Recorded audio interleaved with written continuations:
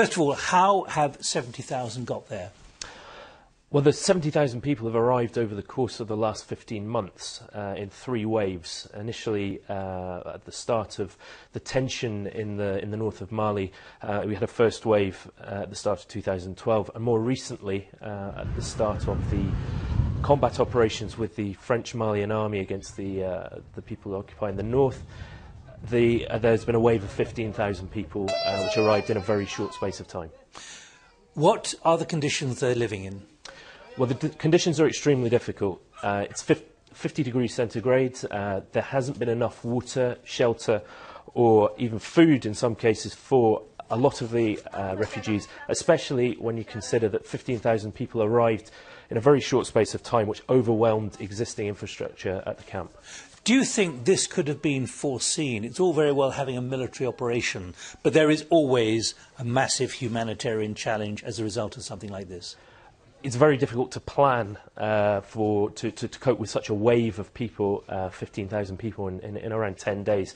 So it's not really a stone-throwing exercise for the people that have been working in the camp, because they have been working extremely hard, but it's really a call for people to accept the fact that conditions are not as good as they should be, and also that we believe that this is a situation that's going to remain for quite a while.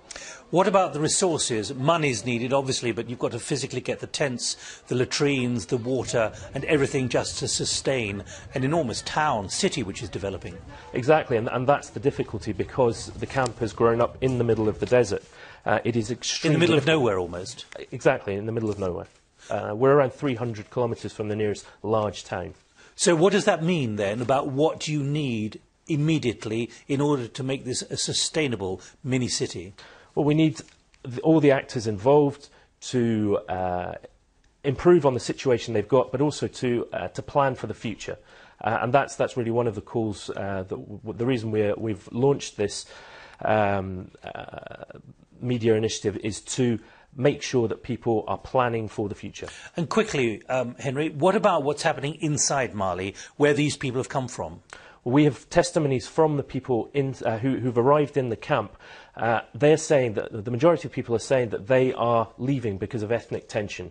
That's also extremely difficult to deal with until there's a political solution, because until there is one and they feel safe, they won't go home.